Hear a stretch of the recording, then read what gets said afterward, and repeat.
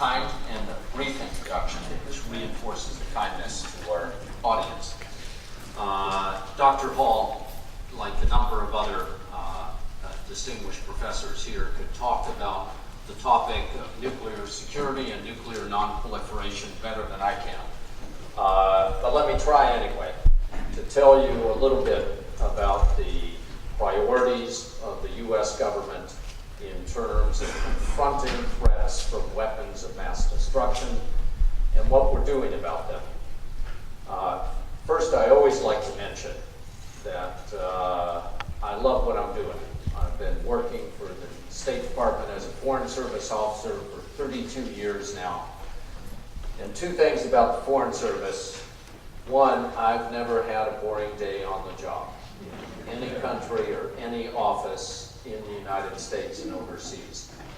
And two, I've never had a bad boss. I've had the honor to work with some of the smartest folks and most decent people around. I would love to talk to any students here from whatever you're studying in the science or public policy or any other field about careers at the State Department, because my career has been a real blessing. I won't dwell on that right now, however.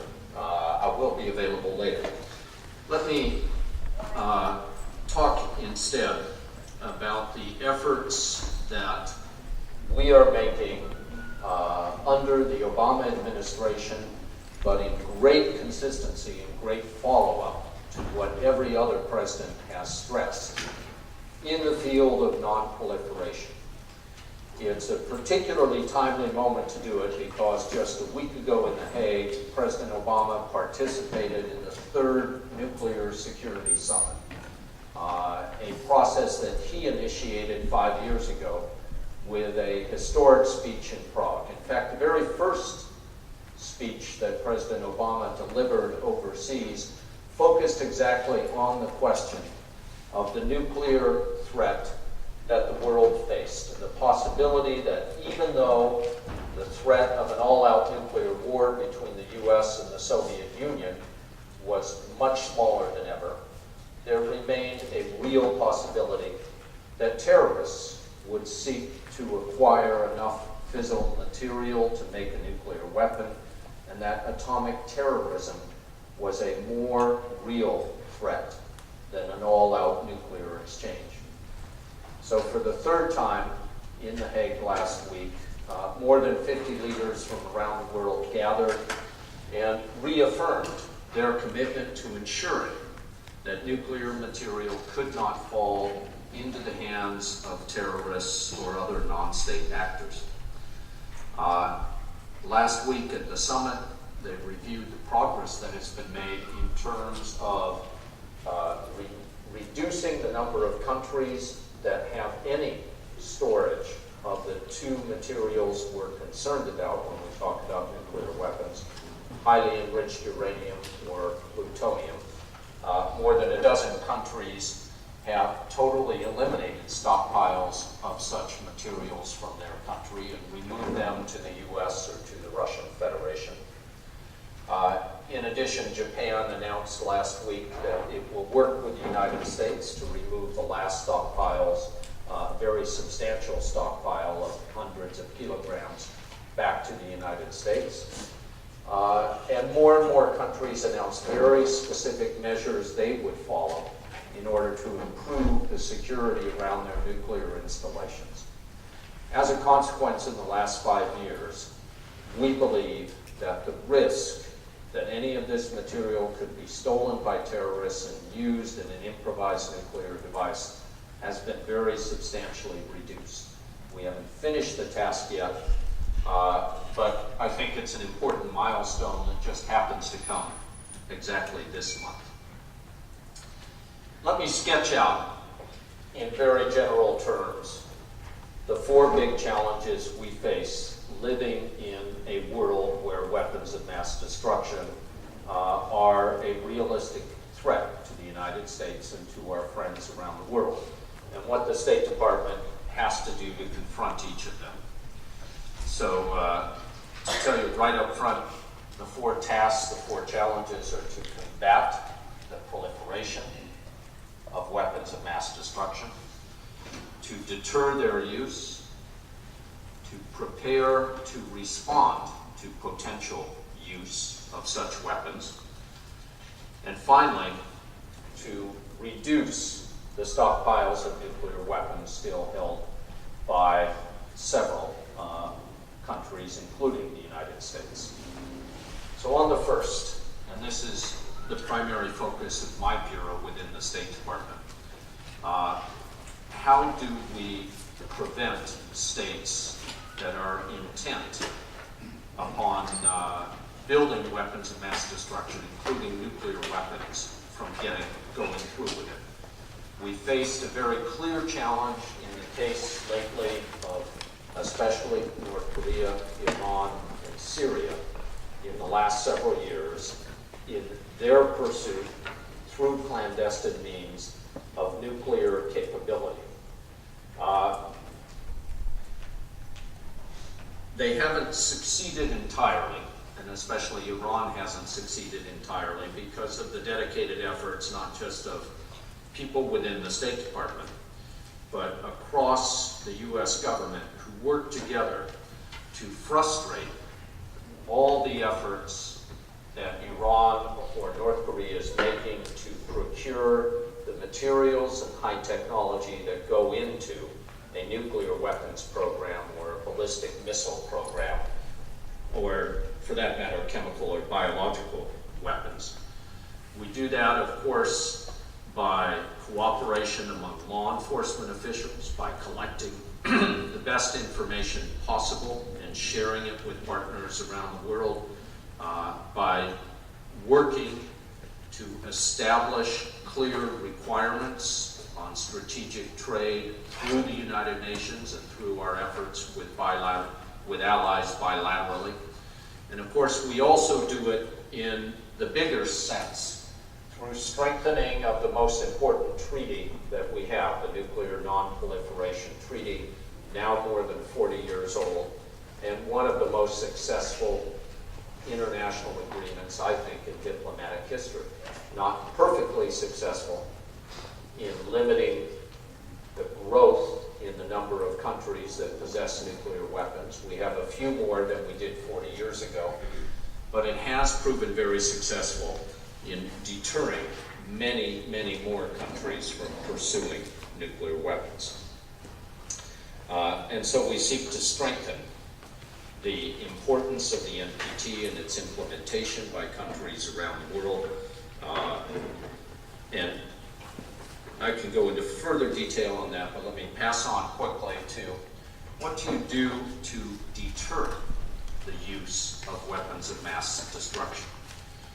There was a conventional wisdom on deterrence that lasted for many years, and that was essentially between the United States and the Soviet Union, that threatening retaliation with the same nuclear weapons was the most effective means to deter the other side from using its nuclear weapons. That's not wrong, that wasn't wrong, but it certainly has evolved, and it certainly needs to evolve in a situation where you're no longer dealing only with the symmetry of two superpowers able to threaten each other in a similar way. Deterrence today requires rather a greater, broader approach. Our nuclear arsenal is still the cornerstone of our defense strategy. That remains true. The President has repeated it several times, saying, as long as nuclear weapons exist, the United States will maintain a safe, sure, secure, and effective arsenal to deter any adversary and to guarantee that defense to our allies. So there still is a sense in which retaliation remains an important part of deterrence. But it's not at all the only aspect of deterrence. We still pursue, or we now pursue, I think, a more variegated strategy to deter either individual countries or terrorist groups from the use of nuclear or chemical or biological weapons. We reinforce our allies.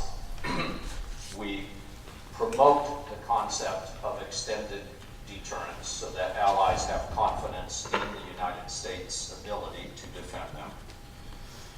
We cast a spotlight on both proliferators and those who are seeking to develop a WMD capability.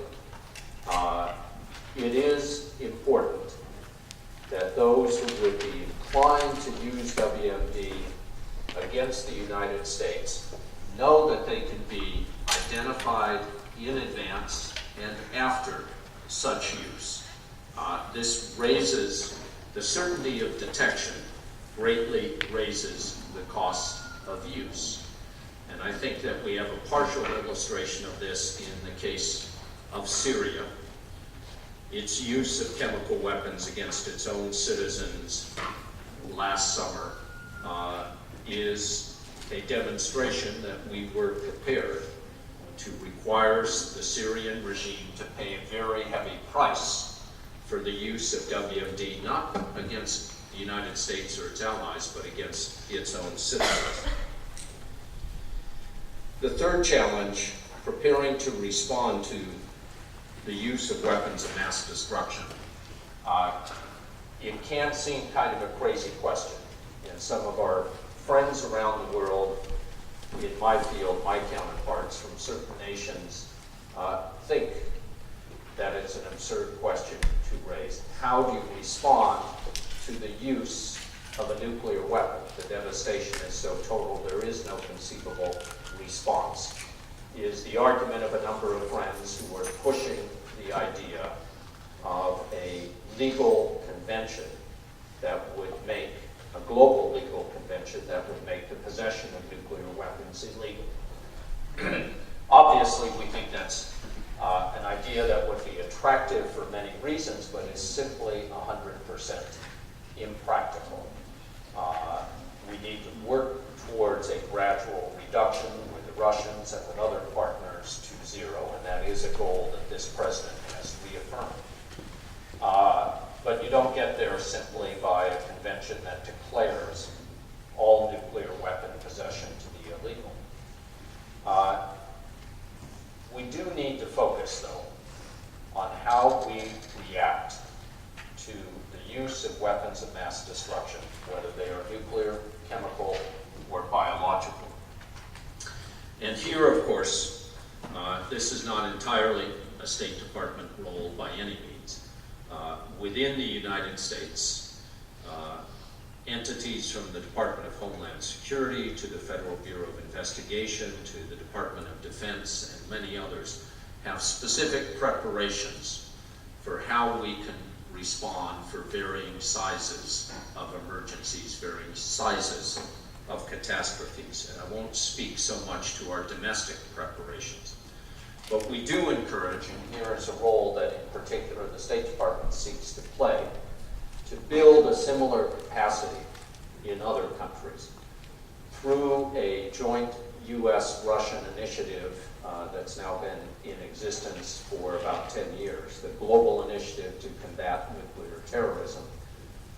We help other countries to develop a national response capability.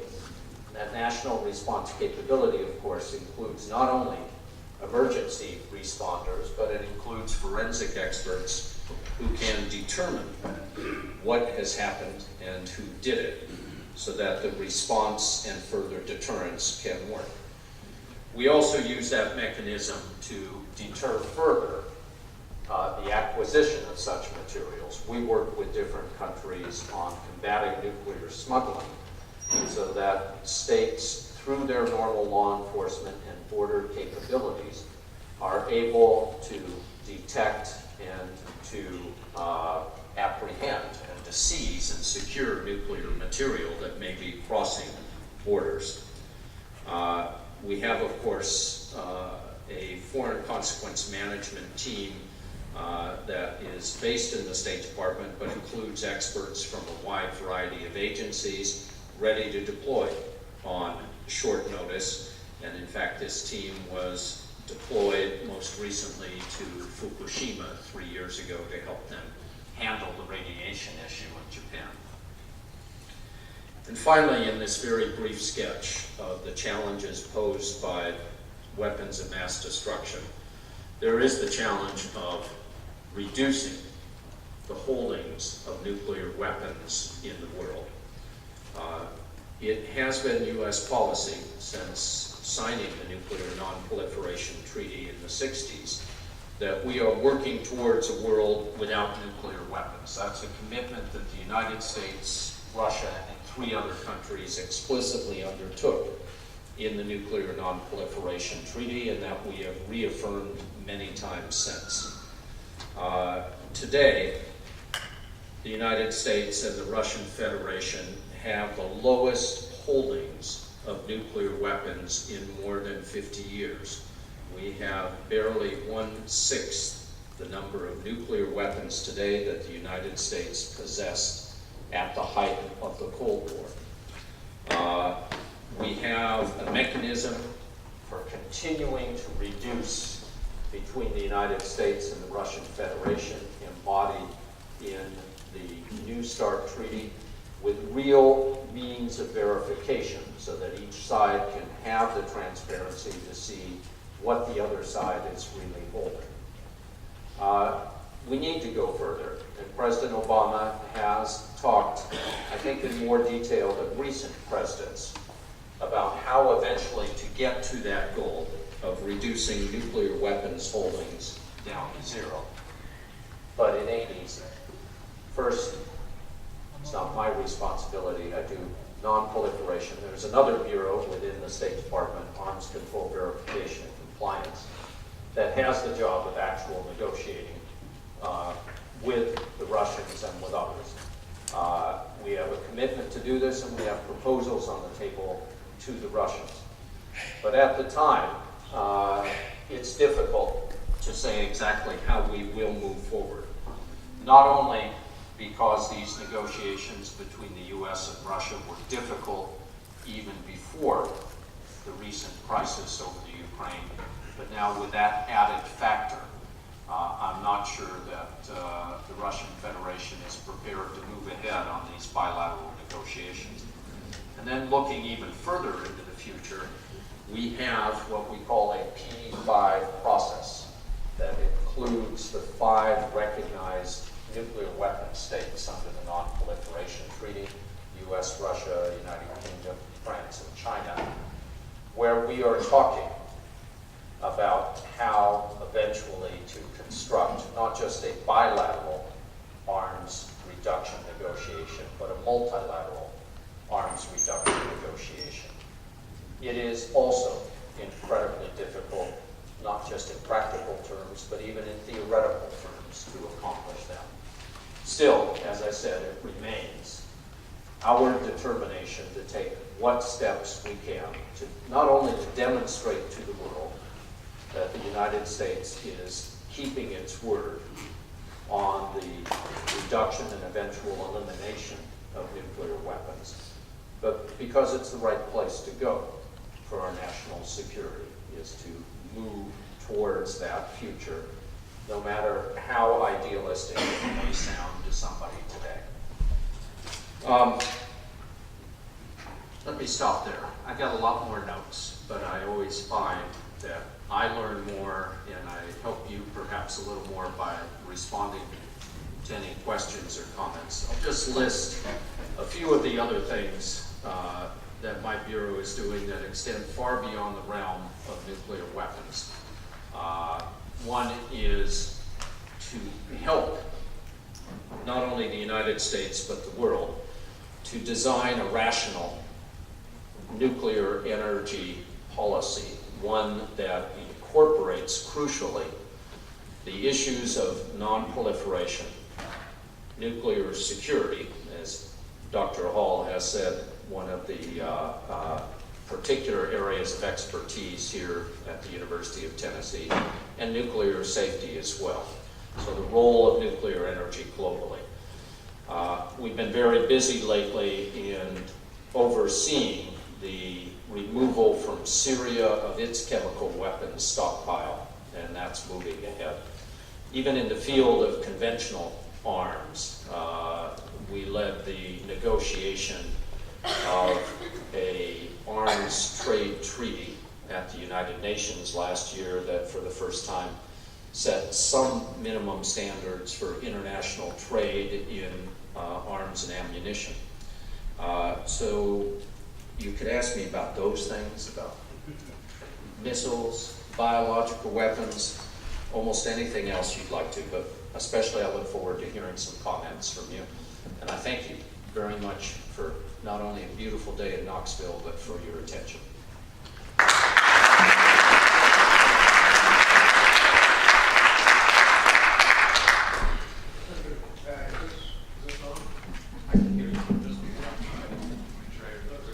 Glowing green, but not sure what it's doing.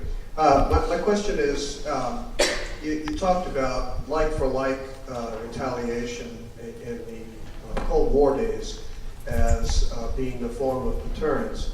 And at least in my perspective, that has a certain comfort to it in that it's quite predictable. Whether it's bilateral or multilateral, it doesn't matter, it's quite predictable. In the current regime you're speaking about, there's been a shift without, let's say, a formalization of the theory of deterrence.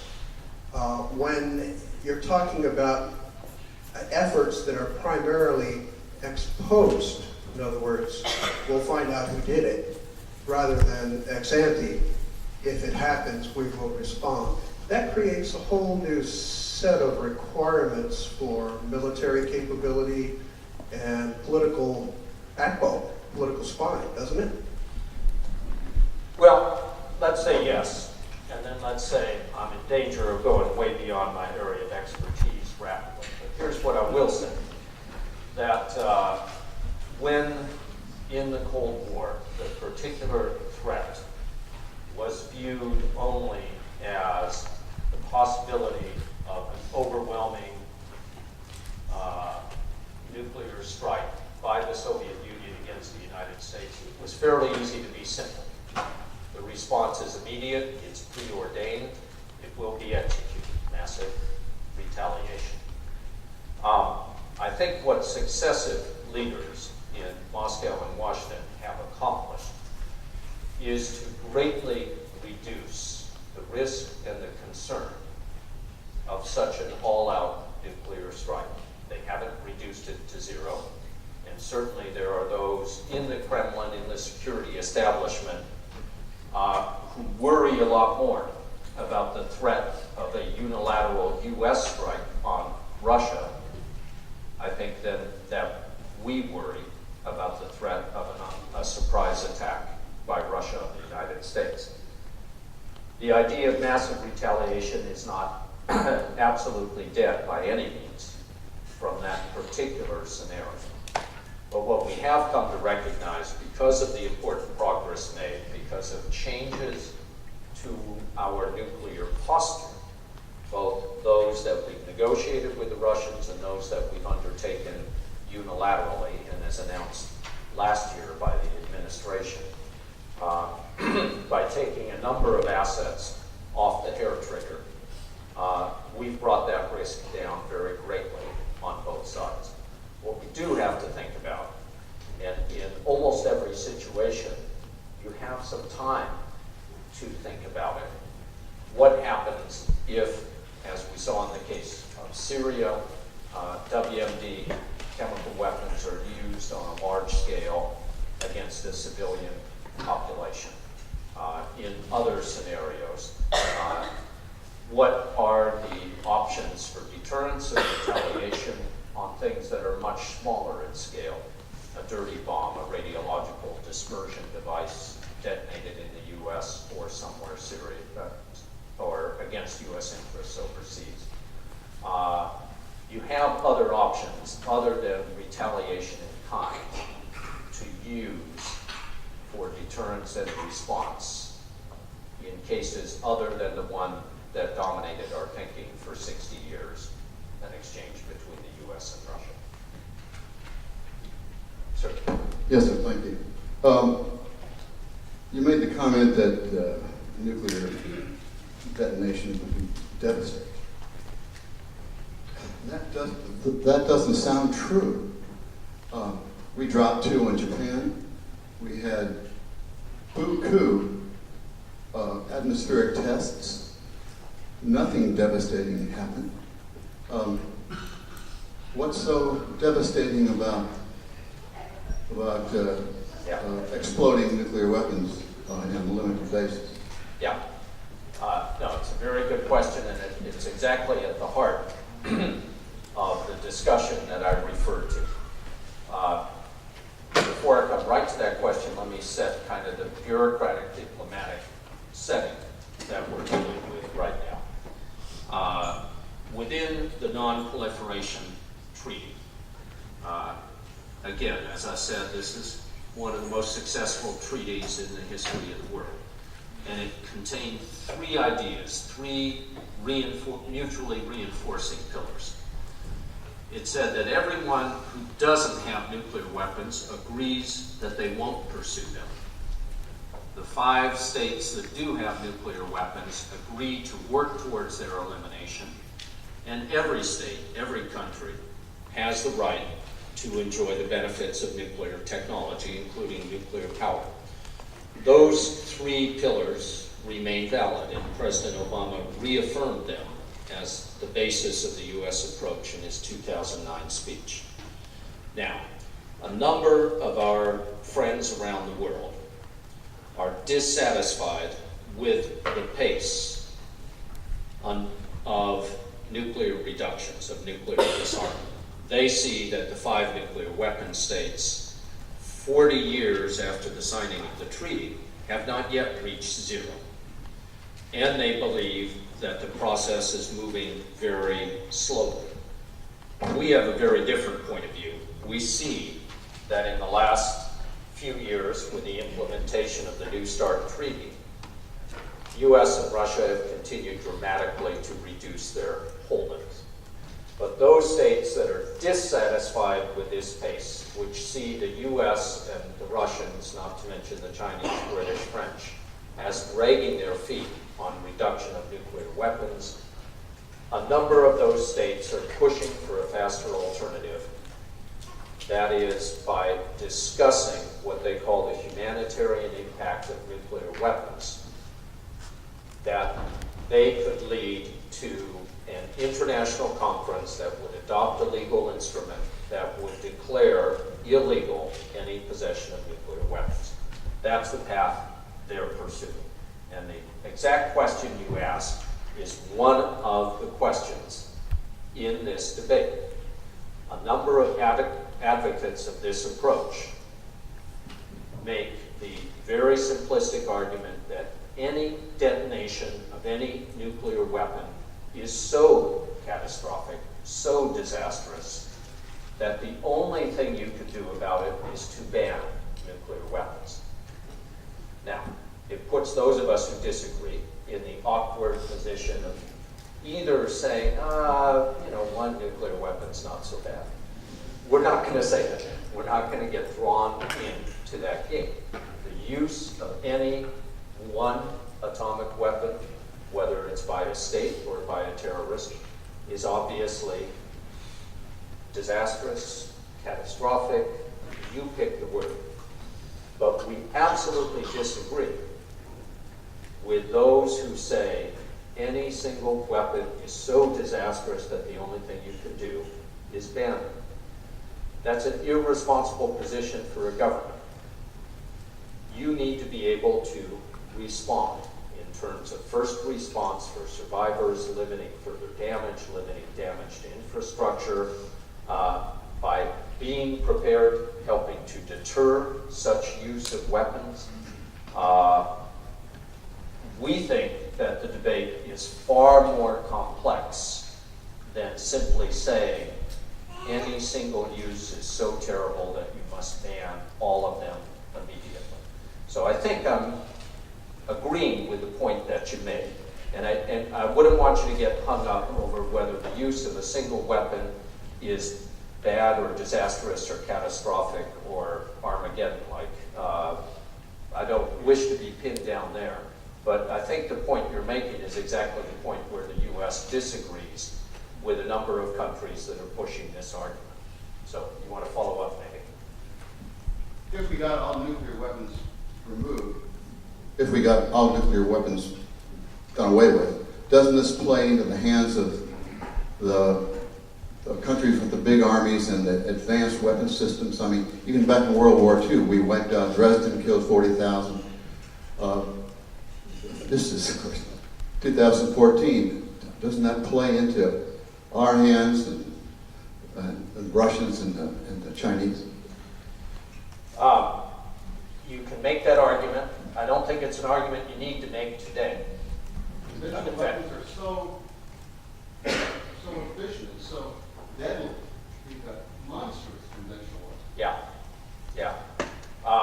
And I'm not going to either agree or disagree with you. I'm just going to say that we are not going to be moving next year or the year after to the elimination of nuclear weapons. Those are all issues that will have to eventually be discussed as we get into still more serious reductions.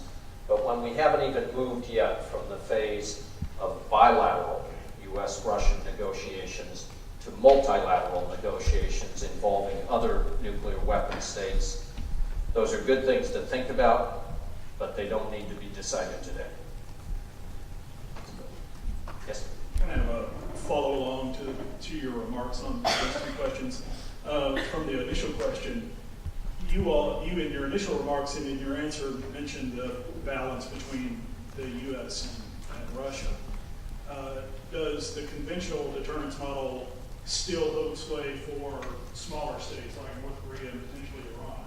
Does conventional deterrence and the deterrence, is that still the primary policy for response? And then the second point to the other gentleman's question, particularly on your response to him, maybe you can do this way, I don't know.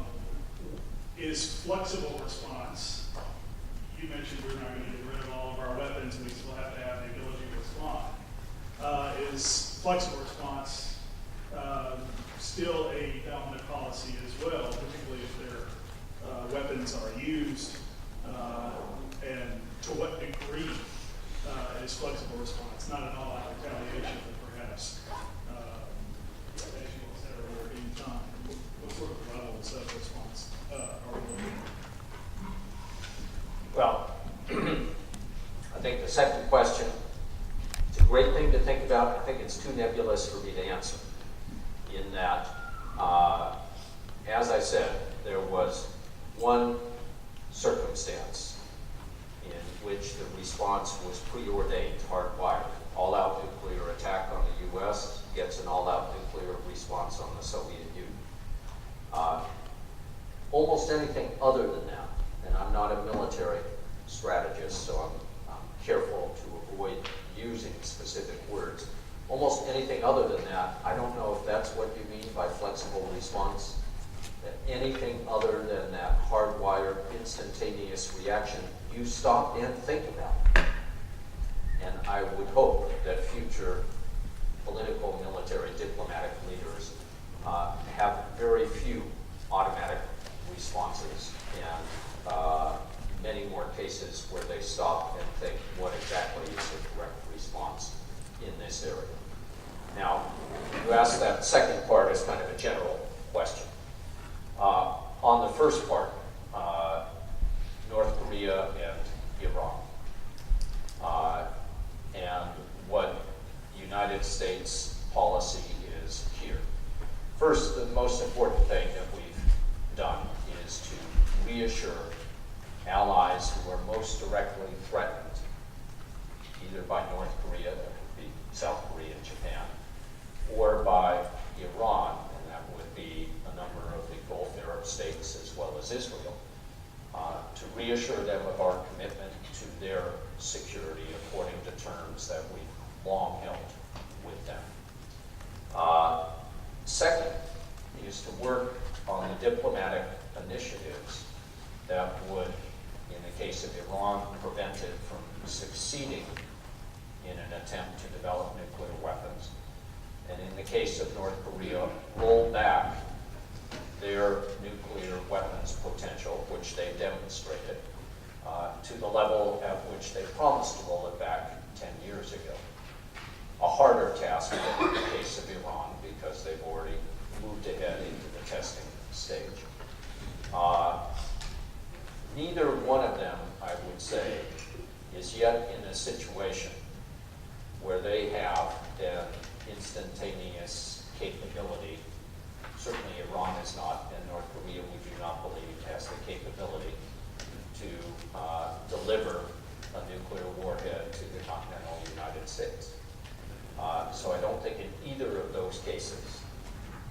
to think about what is our hardwired, preordained response to a circumstance that really can't happen again.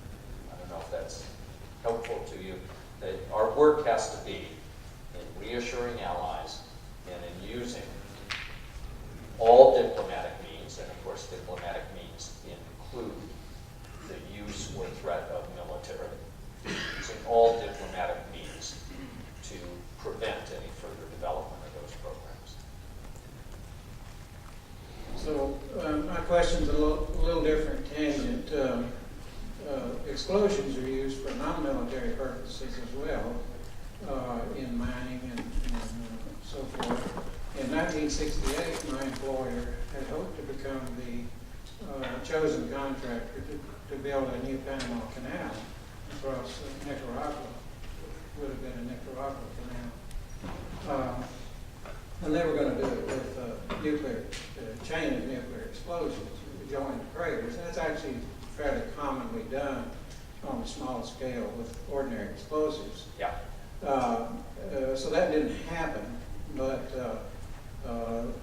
the upcoming potentially controversial use, non-military use of explosives would be in the field of asteroids. If we were confronted with a significant asteroid impact, one of the weapons that people would like to use, they have in their choice, is a nuclear explosion. And I just wonder if the current state of treaties and so forth will permit anything of the non-military use. Okay. I think it was a good thing that nobody used nuclear weapons to dig canals. Excuse me, nuclear explosions, not nuclear. There were some brilliant ideas that came out of the collapse of the Soviet Union 20 years ago, in which, with a lot of surplus warheads, there were generals who had just become entrepreneurs who had some really great ideas for disposing of hazardous materials with controlled nuclear explosions underground. Those are ideas that may be technically brilliant, but are politically just dumb. And I don't see a potential for peaceful nuclear explosions on Earth, to be honest. In terms of asteroids, I don't think anybody's going to be opposed to the use of nuclear weapons against asteroids that are coming towards the Earth. Again, if we reach, in a generation or two, agreement on reducing nuclear stockpiles down to zero, that will have to be addressed, and I'm not going to predict today how it will be addressed. But it's a legitimate question. Sir? I do appreciate what you're doing. I mean that sincerely. I know many of us wonder how things are going in the world at times and wonder how decisions are made with the complexity of bureaucracies. And I'm sure your work seems nebulous at times, but I appreciate it. Thank you. There are a lot of people who are working toward peaceful agreements on all kinds of things, and one in particular is the LV group. Are you familiar with that group? No. They're Russian and American generals. Some American generals decided that this was important to looking at the nuclear issues and terrorism in particular. Felt that American and Russian generals, since we had much to do with all of this, should meet. And so naming themselves after the Elbe River, where the Russians grew up on one side and we grew up on the other in World War II, they're meeting twice a year now. And yeah, I want you to know about that because I'm wondering how a group of people meeting like this to come out with written documents and recommendations, and how does a group with that kind of, I would see it, authority, power, how are they going to influence the whole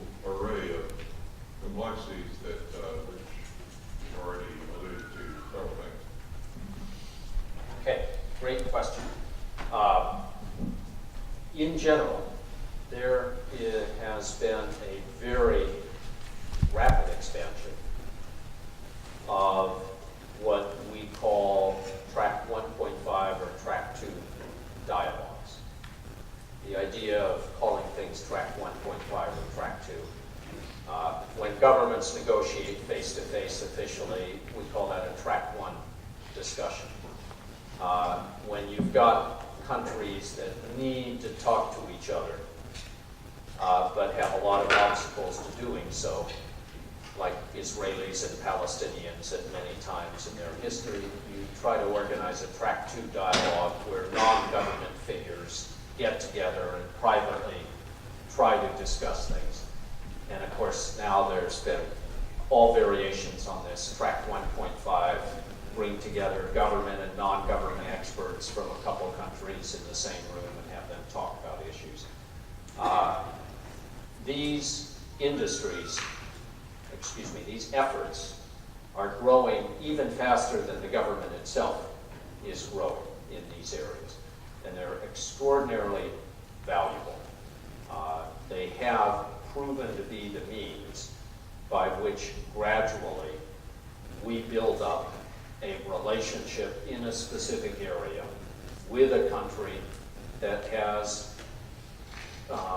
some innate distrust of the United States. So just to take one example, Myanmar, or Burma, is in the process of rapid transition from a military dictatorship towards a democratic state. They're not all the way there yet, but we're building up a relationship in one field after another. And in order to help build up a relationship in this field of non-proliferation, we did one of these 1.5 dialogues that brought together generals and government officials and some academics from Burma with counterparts from the US and the United Kingdom, and just put them in a room and talked about nuclear issues and other biological and chemical issues. Anyway, all of that to say these are enormously valuable, and although I hadn't heard specifically of the LB group, it's exactly the kind of thing that could make a contribution. How you feed the contribution into the Russian side, I don't know very much about. It could be that I'm blinded by where I sit, but I do believe that there is a full appreciation in the United States, not just in the White House or the State Department, but also in the Pentagon, of how crucial it is to be able to cooperate with Russia, and for that matter with China, on nuclear issues of all kinds and on prevention of terrorism. I don't think that there's any doubt about that. I think in Moscow, it's not quite the same. I think there is a far deeper level of suspicion within the military and what they call the deep security state about what the U.S. is up to when it discusses these topics. That is a real problem that we have to contend with.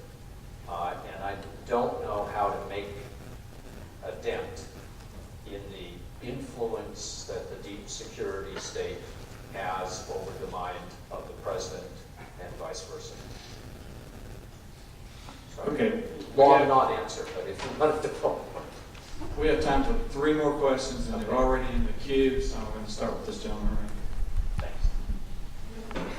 I'd appreciate your comments about accidental detonation by clandestine or rogue governments in light of conspiracy theory, global media, and disinformation dissemination.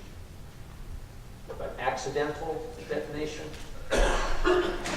Sorry, but another government accidentally detonating or intentionally detonating and saying whoops? Accidentally by a terrorist group trying to develop it that doesn't have the expertise. Okay. Gee, I don't know what to say.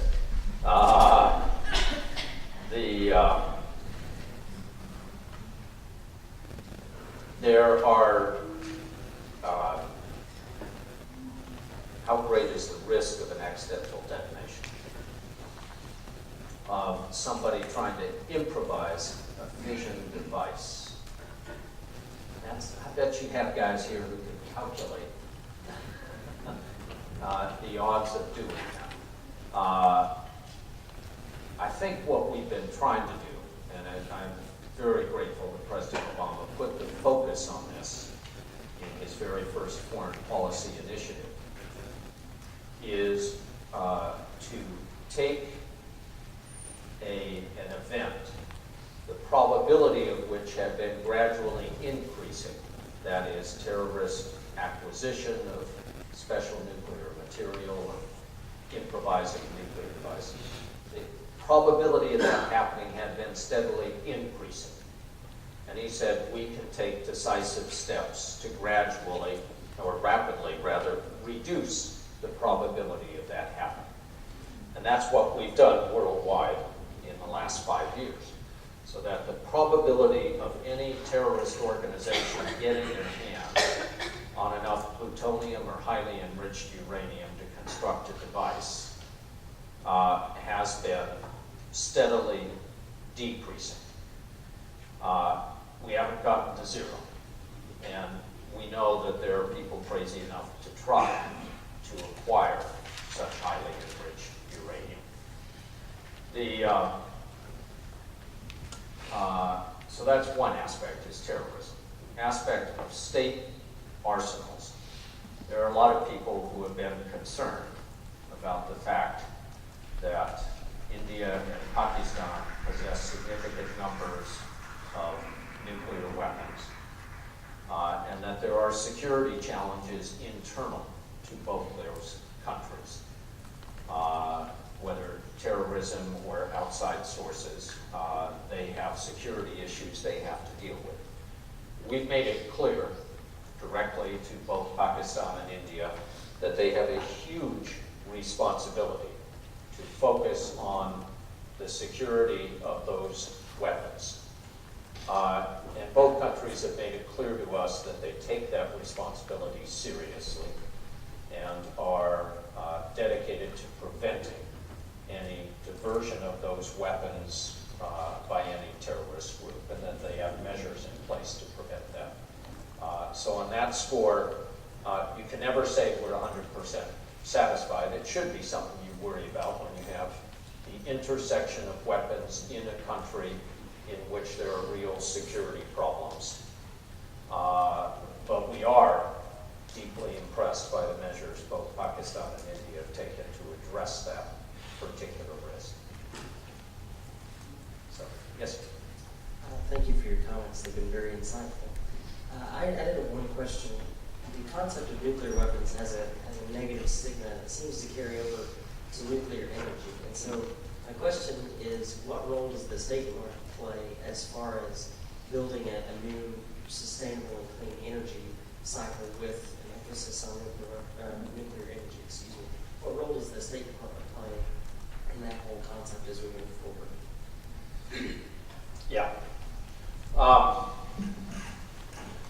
Well, again, there are a lot of actors in this particular field. There's the question of designing a U.S. energy strategy, and in that, we're not very significant players.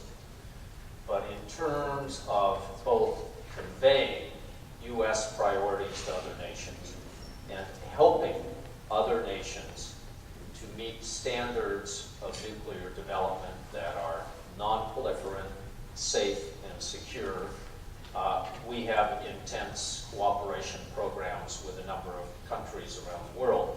And in particular, a lot of that cooperation on a technical level is actually carried out by the University of Tennessee Institute for Nuclear Security, by Oak Ridge National Laboratories, by other partners among the Department of Energy national labs and universities in the U.S.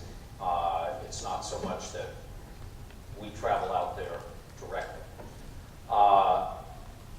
The challenge right now is different than it was 4 years ago. 4 years ago, there was greater optimism about the future potential of nuclear energy to solve the world's energy demand problems in a carbon neutral way. And President Obama clearly outlined the need for the United States to have an all of the above approach to energy issues, that we need to have carbon neutral energy sources, but we can't entirely ignore the fact that carbon emitting sources remain important, and we can't ignore the need to reduce consumption to improve efficiency. And in that context, nuclear energy has a role both in the US and worldwide. And that remains our position. But in the meantime, of course, Fukushima happened. Global demand for nuclear energy has dropped significantly. There has been, as a result, not quite a moratorium, but a de facto slowdown, freezing of new power plants. And in that situation, it has become, I think, a little more important that for those countries, whether they've paused in their pursuit of nuclear energy and are now ready to pursue it again, it's become even more important that we work with them to demonstrate how you could pursue nuclear power production in a way that does not increase proliferation risk, in a way that is safe, that can avoid a Fukushima or any other kind of accident, and that is secure, that is resistant to any attempt to divert special nuclear materials, nuclear fuel, or output from the plant. And a number of countries that are prepared to move ahead have thought very deeply about how to integrate all those requirements. Others that talk about nuclear power, I think, are just at the beginning of figuring out how to integrate all of those. And this is extremely important work in education that's done right here more than it's done through the State Department. Sorry, long answer, but that's the end. Thanks. Thank you for your time, sir. My question is, does the State Department regulate the nuclear and chemical arms manufacturing industry? Has the production been stopped or absorbed by the military or other federal departments?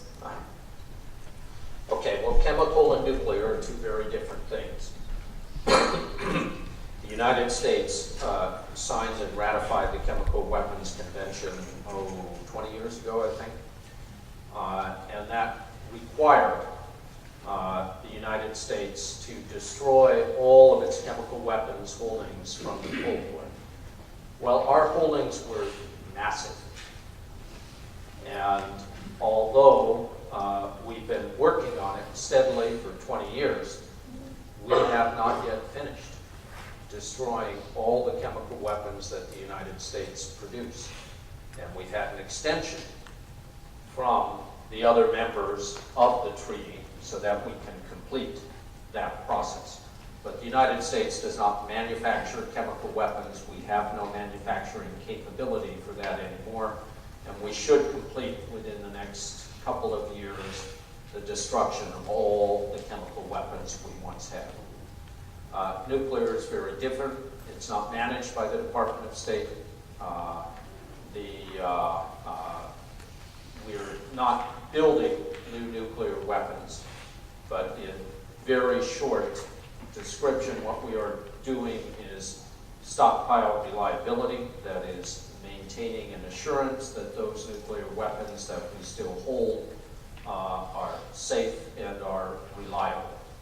But this is work managed by the Department of Energy and the Department of Defense rather than by the Department of State. Well, unfortunately, we have a very tight schedule for the Assistant Secretary, so we're going to have to close the floor to questions. Let's thank the Assistant Secretary again.